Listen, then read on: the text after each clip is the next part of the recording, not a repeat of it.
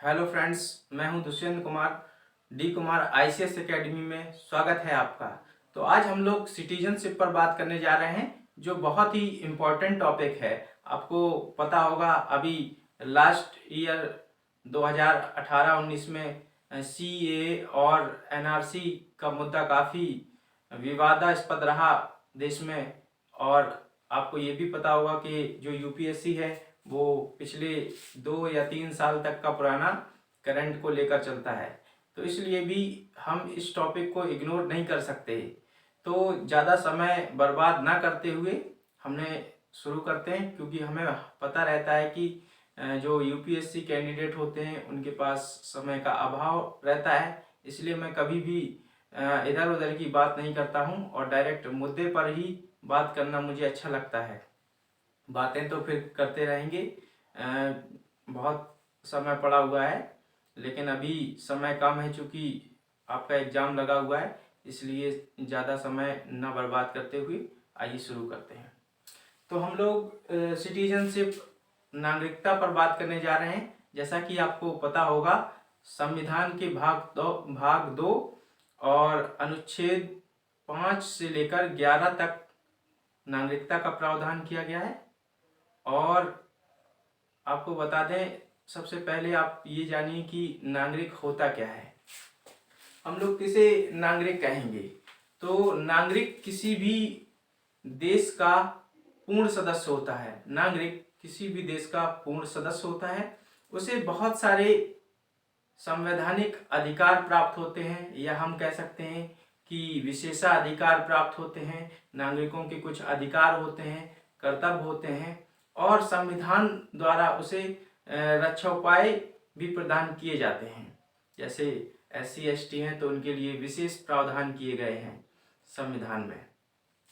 तो संविधान, according to the constitution of India, who is citizen, तो नागरिक किसी भी देश का पूर्ण सदस्य होता है।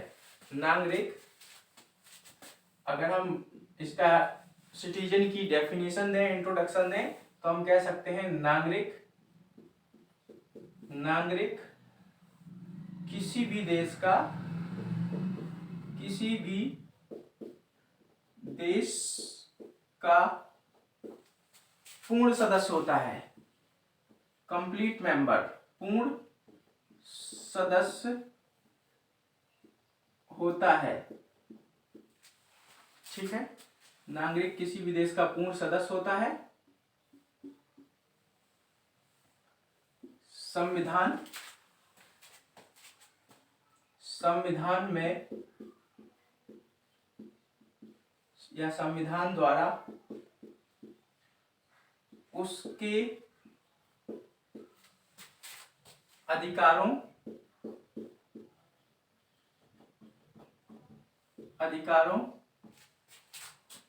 कर्तव्यों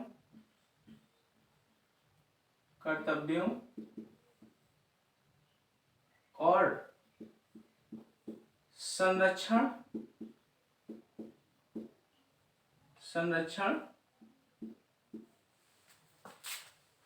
का प्रावधान किया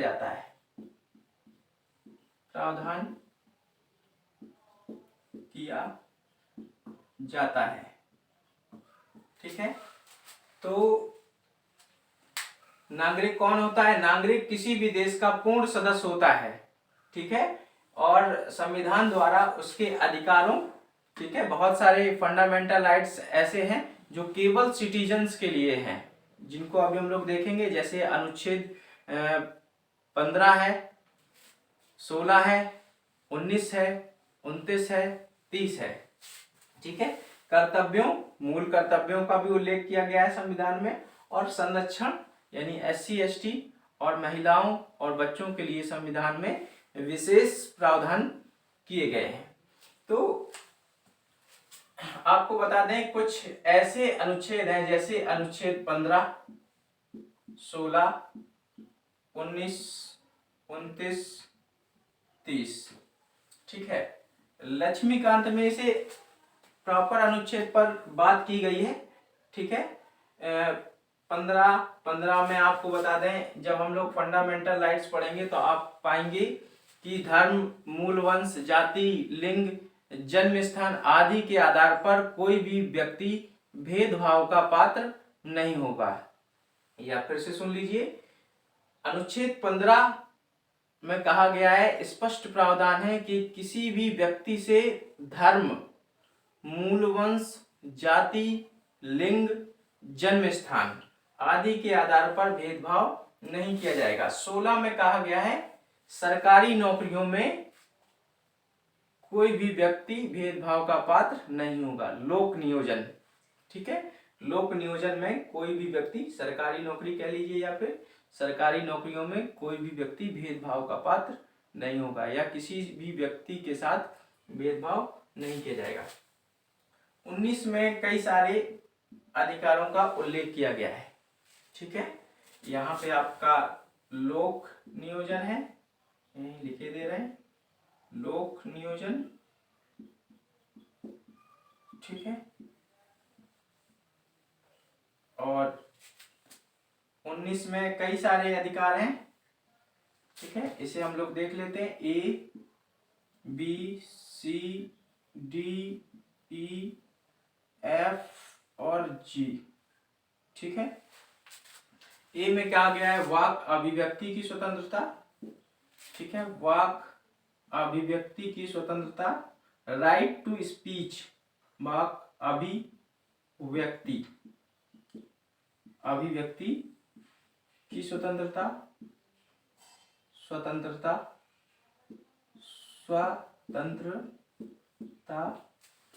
ठीक है, राइट टू फ्रीडम या फ्रीडम ऑफ स्पीच, ठीक है, वाक अभिव्यक्ति की स्वतंत्रता तो freedom of speech, right to freedom of speech.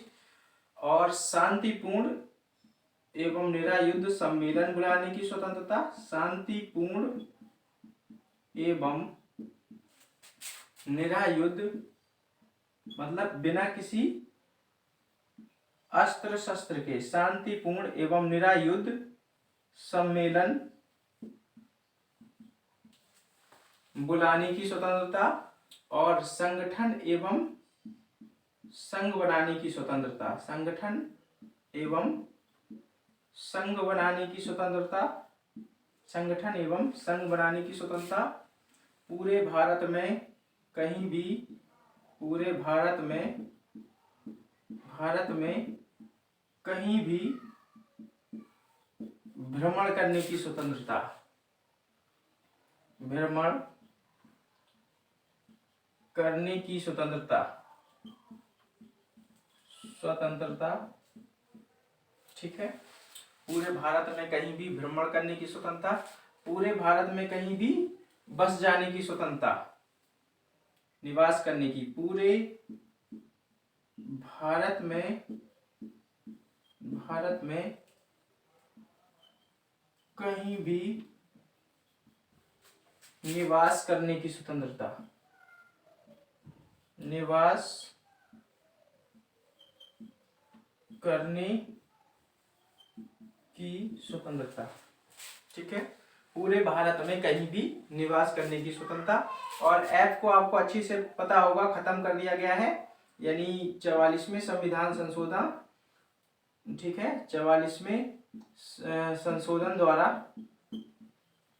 1978 में इसे हटा दिया गया है। यानी ये इसमें राइट टू प्रॉपर्टी था, संपत्ति का अधिकार था, अब संपत्ति का अधिकार मौलिक अधिकार नहीं रहा बल्कि संवैधानिक अधिकार है और इसे अब हटा करके अनुच्छेद 300A में डाल दिया गया है, ठीक है।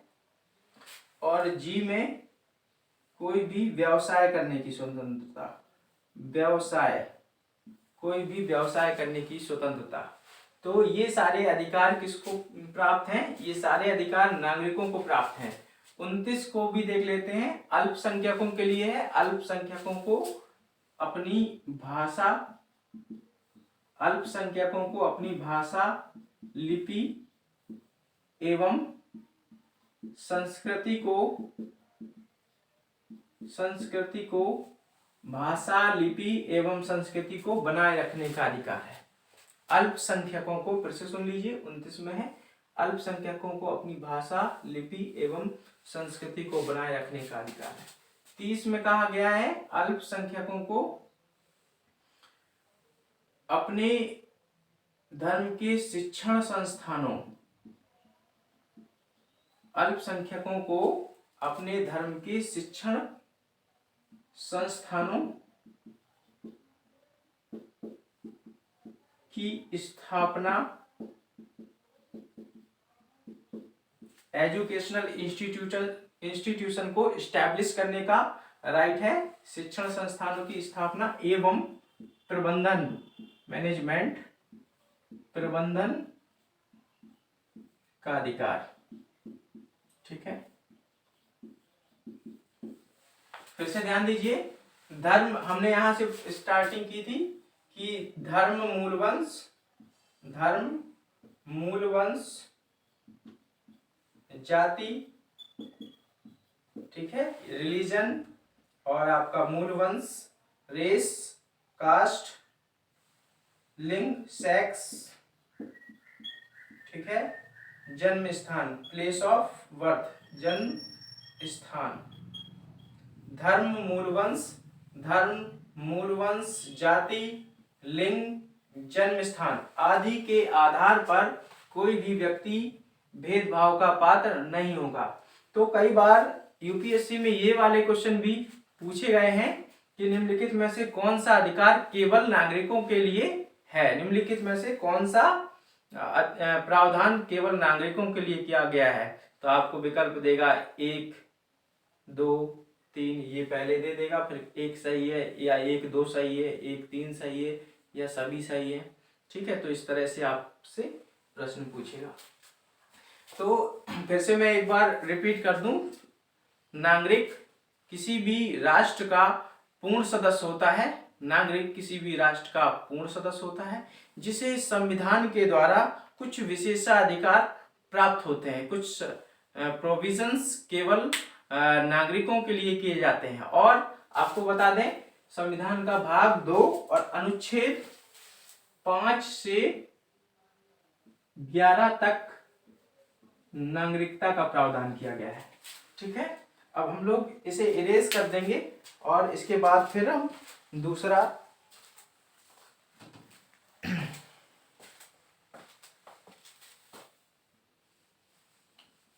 कुछ संवैधानिक पद केवल नागरिकों के लिए हैं, कुछ संवैधानिक पद हैं जो केवल नागरिकों के लिए हैं, जैसे राष्ट्रपति का पद, उपराष्ट्रपति का पद, उच्चतम न्यायालय के न्यायाधीश, उच्च न्यायालय के न्यायाधीश, महाअधिवक्ता आदि। ठीक है, फिर से सुन लीजिए, कुछ संवैधानिक पद केवल किसके लिए हैं, संवैधानिक पद हैं जो केवल नागरिकों को प्राप्त है, जैसे कि राष्ट्रपति, उपराष्ट्रपति, उच्चतम न्यायालय के न्यायाधीश और राष्ट्रपति। यहाँ पे कुछ संवैधानिक पद, संवैधानिक पद, ठीक है, राष्ट्रपति, उपराष्ट्रपति, राष्ट्रपति, उपराष्ट्रपति, सुप्रीम कोर्ट यानी उच्चतम न्यायालय के न्यायाधीश, ठीक है, उच्च न्यायालय, हाई कोर्ट के न्यायाधीश,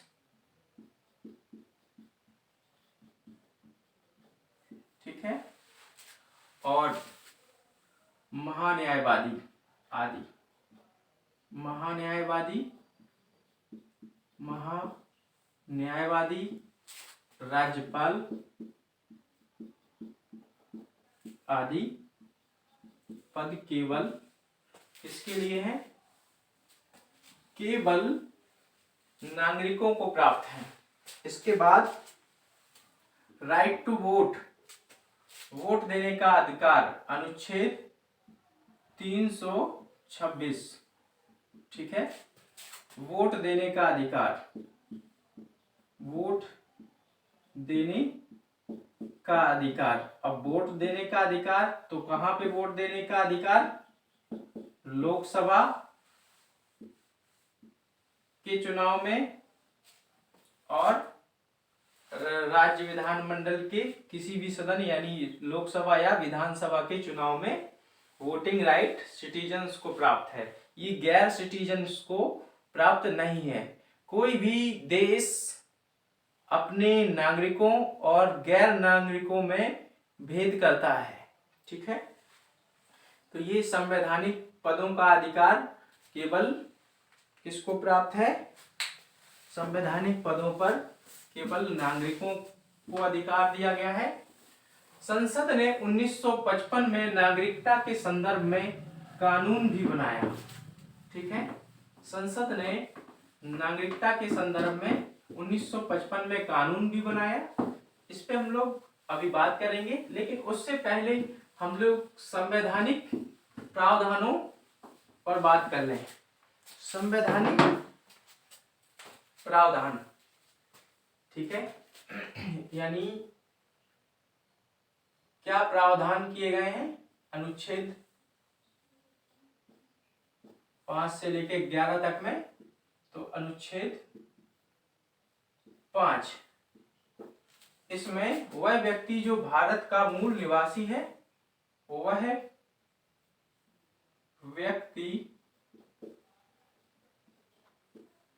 जो भारत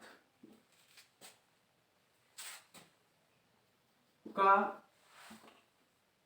मूल निवासी है, वह व्यक्ति जो भारत का मूल निवासी है। ठीक है, वह या उसके माता पिता में से कोई एक, वह या उसके, जब संविधान लागू हुआ 26 जनवरी 1950, ठीक है, यहां मैं डेट लिखे दे रहा हूं, 26 जनवरी 1950। ठीक है, तो वह व्यक्ति, वह या उसके माता पिता में से, वह या उसके माता पिता में से कोई एक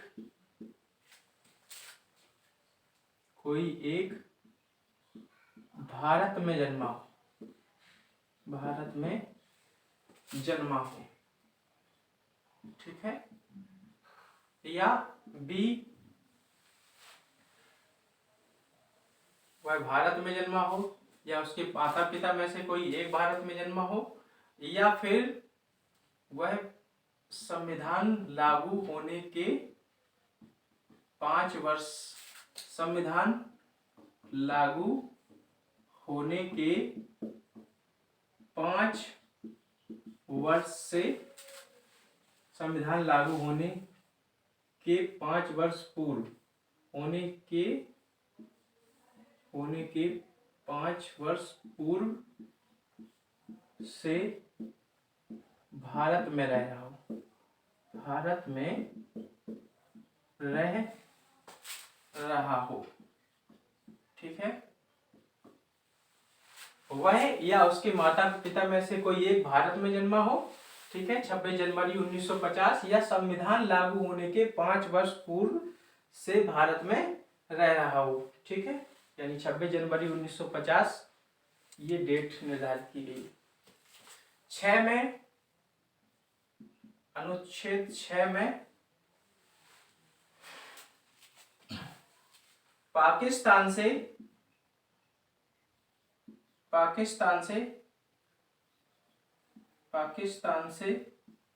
भारत प्रवास करने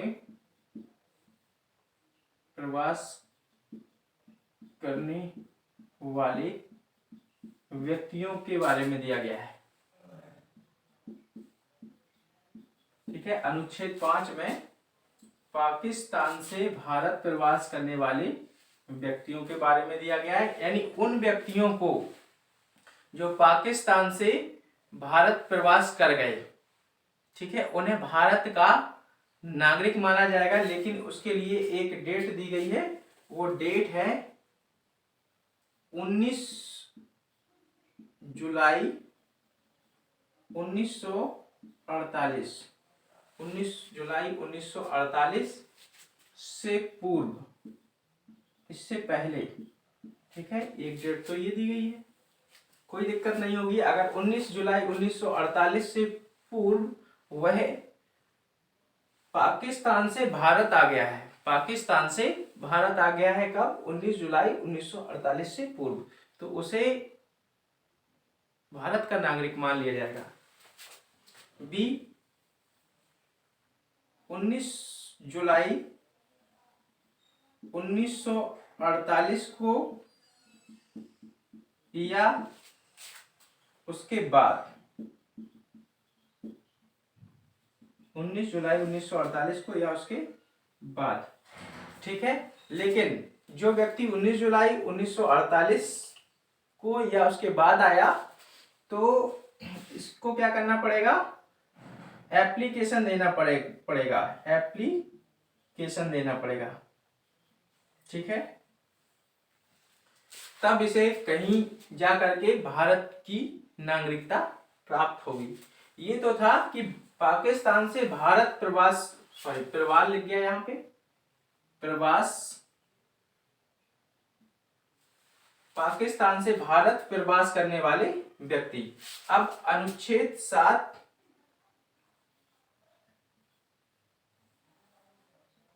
ठीक है, यानी भारत से कुछ लोग पाकिस्तान भी गए होंगे। जब पाकिस्तान से भारत आ सकते हैं तो भारत से पाकिस्तान, तो कुछ नहीं करना है यहाँ पे, साथ में पाकिस्तान की जगह क्या कर देना? भारत, और भारत की जगह पाकिस्तान। तो भारत से पाकिस्तान या पाकिस्तान से भारत, भारत से पाकिस्तान जाने वाले व्यक्तियों के बारे में प्रावधान किया गया है। जाने वाले व्यक्तियों के संबंध में, व्यक्तियों के संबंध में प्रावधान, ठीक है।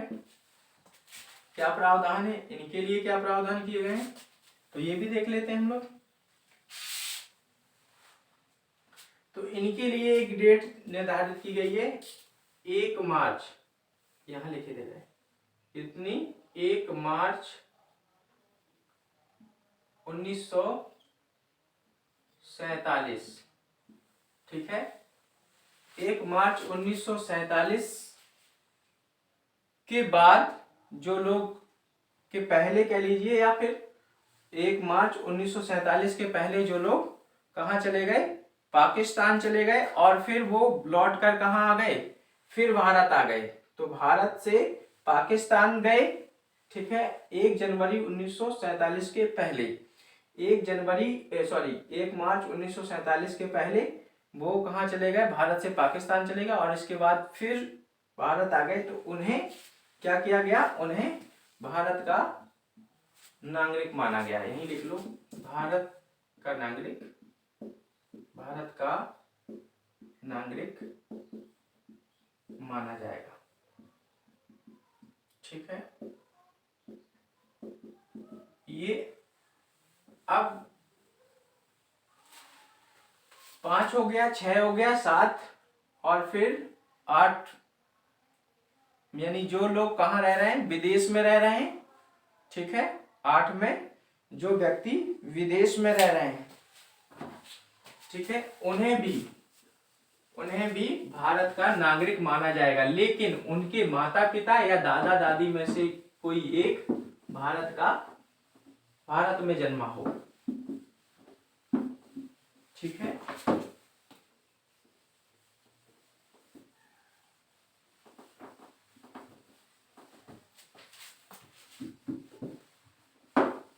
जो लोग विदेशों में रह रहे हैं, जिनके बच्चे विदेशों में रह रहे हैं,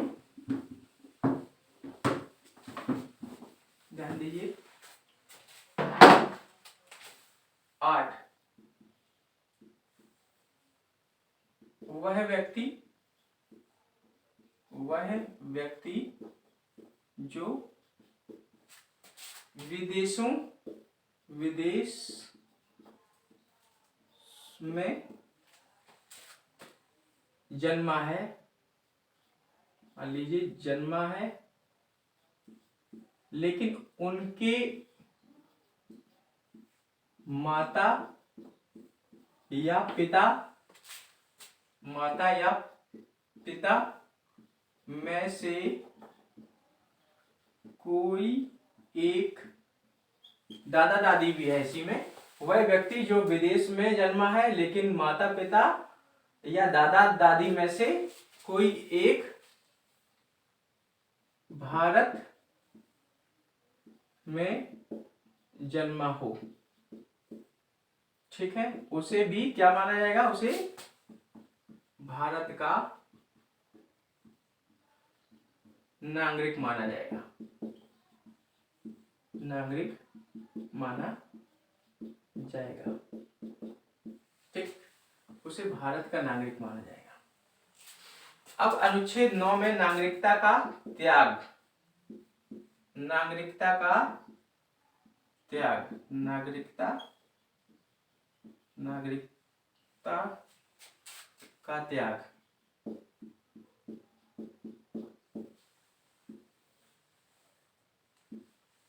संसद ने 1955 में नागरिकता संशोधन अधिनियम को बनाया, ठीक है, इंडियन सिटीजन एक्ट 1955, भारतीय नागरिकता अधिनियम पास किया संसद ने, फिर से सुन लीजिए, संसद ने 1955 में नागरिकता अधिनियम, भारतीय नागरिकता अधिनियम 1955 पास किया और इसमें नागरिकता के बारे में विशेष प्रावधान किए कि अगर कोई व्यक्ति स्वेच्छा से भारत की नागरिकता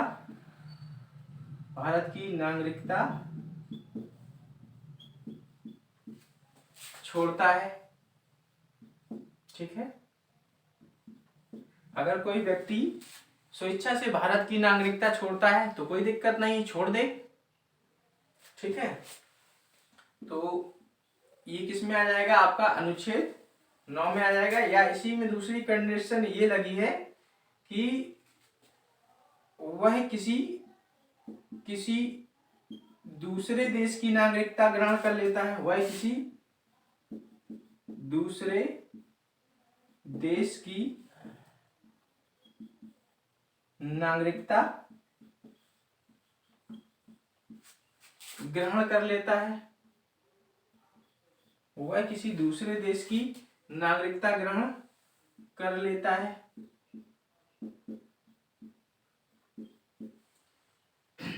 तो आपको बता दें कि भारत में दोहरी नागरिकता का प्रावधान तो है नहीं, भारत में एकल नागरिकता का प्रावधान, जैसे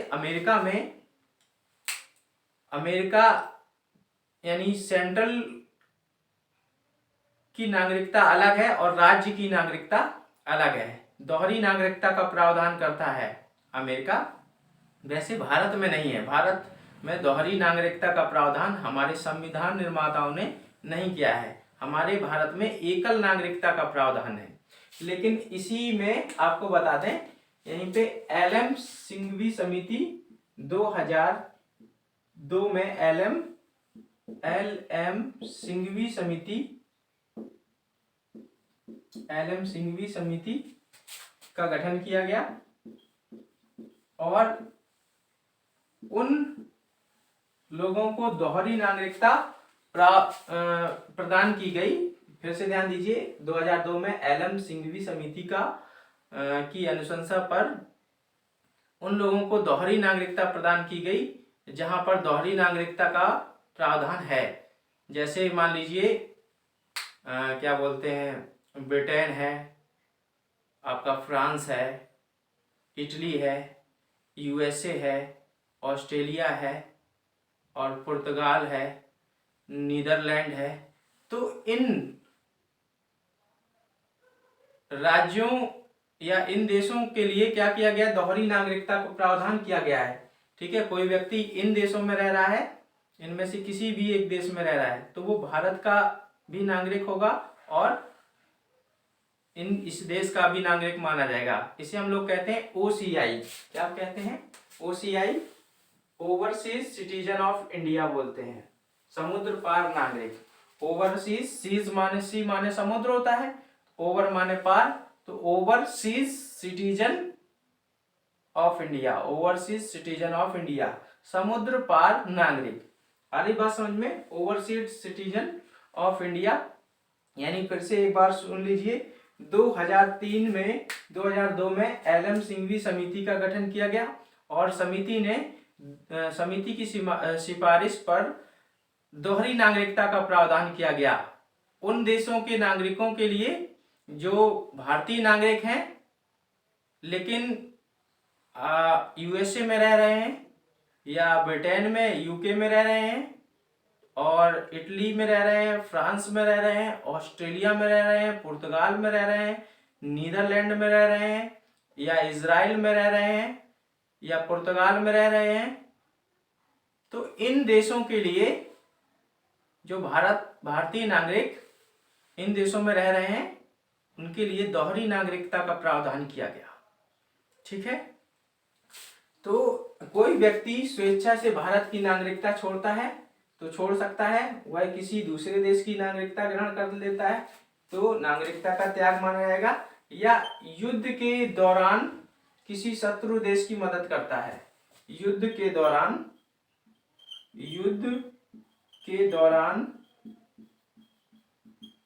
किसी शत्रु देश की मदद करता है।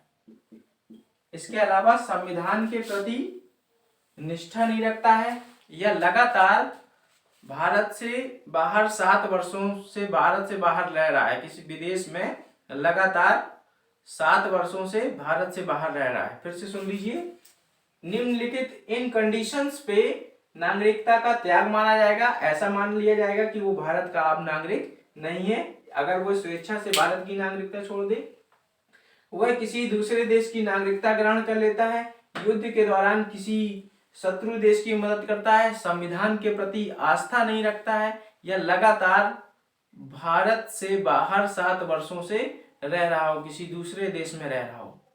ठीक है, तो ऐसा मान लिया जाएगा। 1 मिनट रुकिएगा जरा।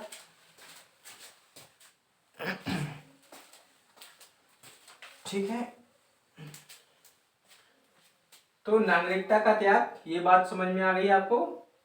और संसद ने 1955 में, मैंने आपको बताया था कि नागरिकता अधिनियम, भारतीय नागरिकता अधिनियम पास किया, और 1986 में संसद ने 1955 में नागरिकता अधिनियम पास किया, 1986 में, और 1992 में, 2003 में, और 2005 में, और 2015 में इसमें संशोधन भी किए गए। फिर से बता दें आपको, 1955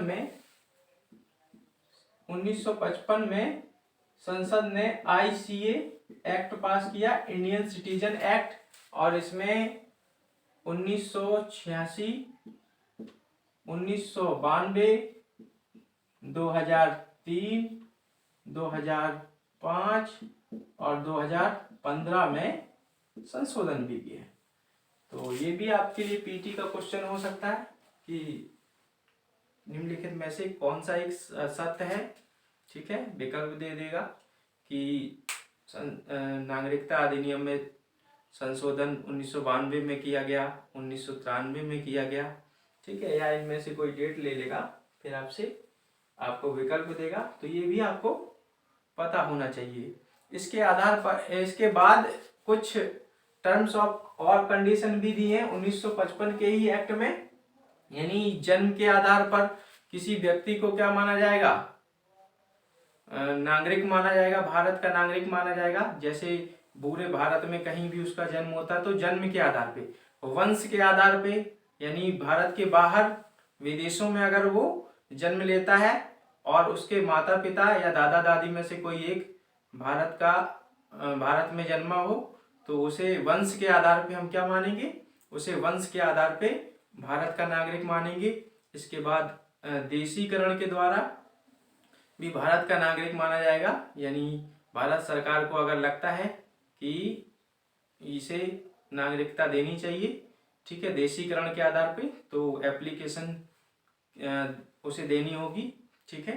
तो देशीकरण के आधार पे और नेचुरलाइजेशन के आधार पे, प्राकृतिक आधार पर, यानी भारतीय संविधान की 8वीं अनुसूची में 22 भाषाएं, और अगर वो किसी 22 भाषाओं में से जानता है तो एप्लीकेशन दे सकता है, ठीक है, प्राकृतिक आधार पे, ठीक है। और किसी क्षेत्र को जीत लिया जाता है किसी क्षेत्र के समावेशन के आधार पर, ठीक है। मान लीजिए सिक्किम को जीता गया, ठीक है। सिक्किम पहले भारत के अंडर में नहीं था, सिक्किम है, पांडिचेरी है, ठीक है। तो जब इन लोगों को, इन राज्यों को, इन क्षेत्रों को भारत में समावेश किया गया तो इनके जो नागरिक होंगे उन्हें भी नागरिकता देनी पड़ेगी, तो इसे बोलते हैं समावेशन के आधार पे। फिर से सुन लीजिए, संसद ने 1955 में भारतीय नागरिकता अधिनियम पास किया और जन्म के आधार पे किसी व्यक्ति को भारत का नागरिक माना जाएगा, वंश के आधार पे किसी व्यक्ति को नागरिक माना जाएगा,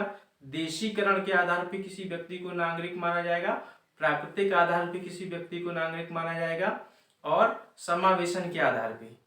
तो ये टॉपिक यहीं पे खत्म हो जाता है। इसमें बस एक अनुच्छेद बचे हैं, अभी 2 अनुच्छेद बचे हैं, इसे भी देख लेते हैं।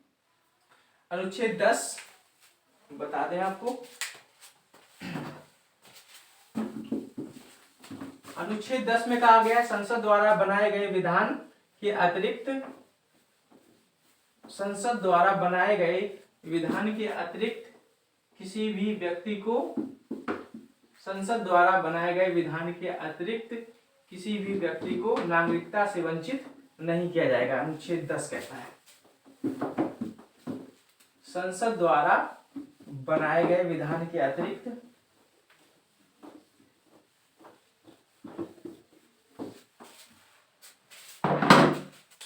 अनुच्छेद 10 देख लेते हैं।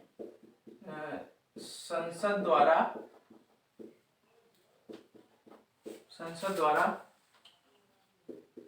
बनाए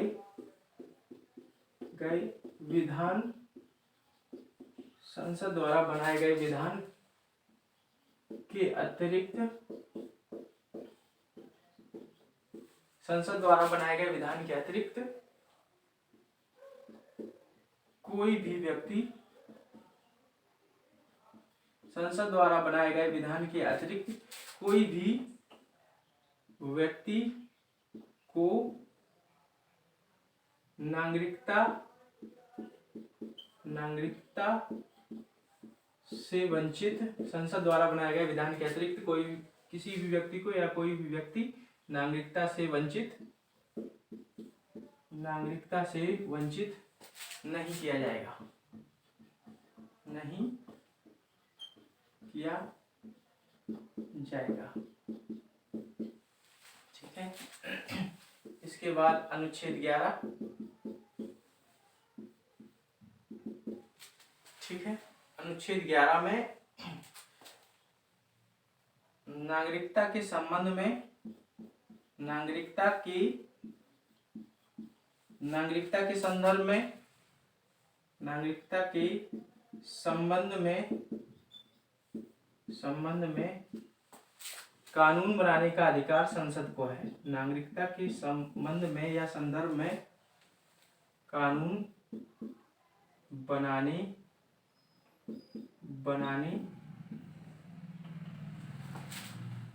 का अधिकार